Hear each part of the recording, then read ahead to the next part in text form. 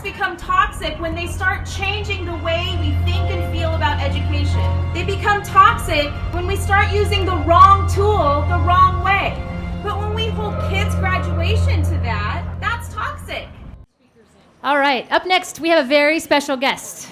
A legislator is here. Elizabeth Scott is, thank you. She's serving her second term in the House of Representatives. She represents the 39th Legislative District, which includes parts of King, Snohomish, and Skagit counties. She's Assistant Ranking Minority Member on Early Learning and Human Services Committee. She also serves on the Commerce and Gaming Committee. Elizabeth Scott has a master's degree in teaching English as a foreign language. She's taught college ESL for 10 years, including 2 years in China, 3 years in the Middle East, and 4 at a local community college in the Seattle area. She's taught every age from 2 to 72 in a classroom setting. Elizabeth Scott believes every child is precious and unique, and therefore high-stakes tests are an inappropriate and inadequate way to measure a child's capabilities. Please welcome Representative Scott.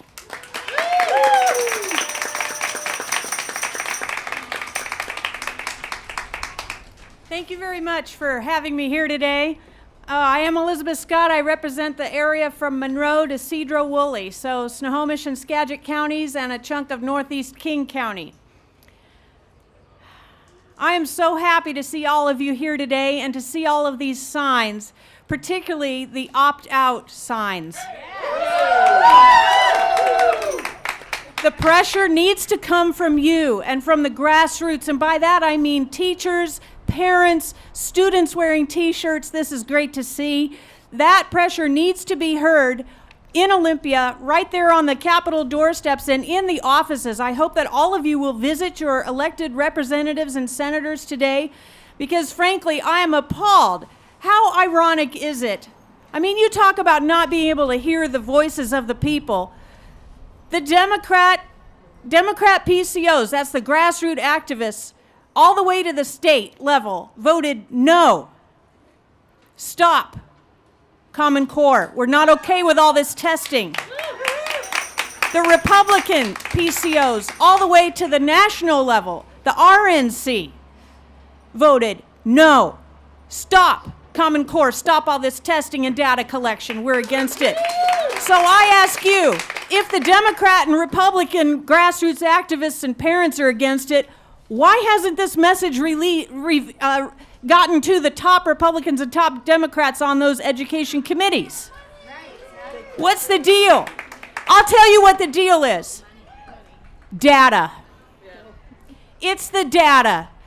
You have Microsofties sitting on the top of those committees, Republicans and Democrats, and they think data is king. They see your student, your child, and your students as meat with data that is money.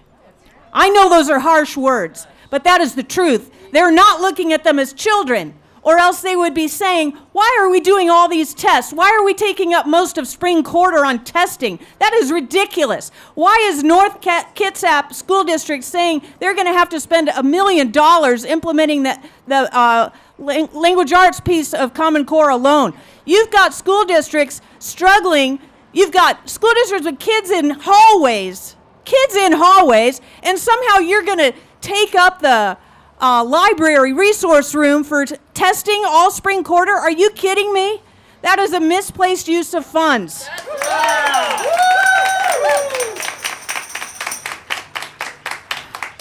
Last year, I submitted a bill, House Bill 2133, for student data privacy. And by the way, it's staff too. I want you to know that your students' data, and you staff members as well, your data is being collected in a big, gigantic database called the P20 database. Some of it is uploaded to the federal database periodically, and a lot of it is uploaded monthly here in the P20 database system.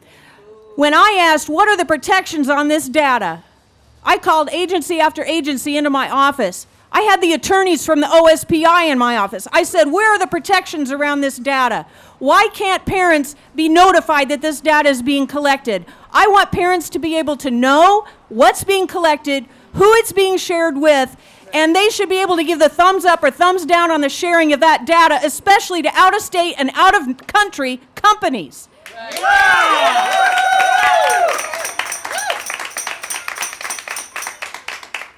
I want to share with you, if I may have a couple more minutes. I want to share with you a critical moment in that bill last year. My efforts for that bill. A critical moment was when a Democrat was sitting across the table from me, a Democrat who's on the K-12 Education Committee in the House, and he was sitting across the table from me. He had similar concerns, so he had agreed to co-sponsor the bill. By the way, there were 3 Democrats and 10 Republicans on that bill. This Democrat was looking at the manual that I had gotten a hold of how to input all the data. This data isn't just academic. It's socio-emotional. It's how do people respond to authority. It's if they get suspended.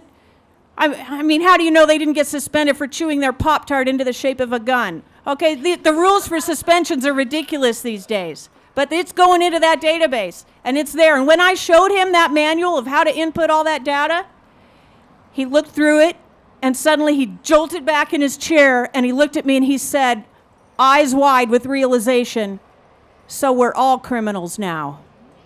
I said, that's right. Now that was a turning point in the discussion. The bill was given a hearing in the Education Committee, but then the OSPI, Office of Superintendent of Public Instruction, put a stop to it. They put a stop to it, and it never was brought to a voting committee.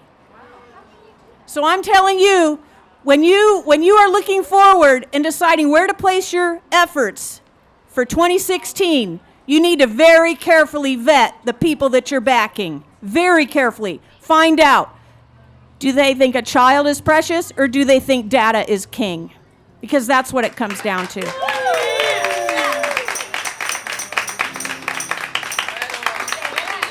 And I'll leave it at that. Thank you and have a great day.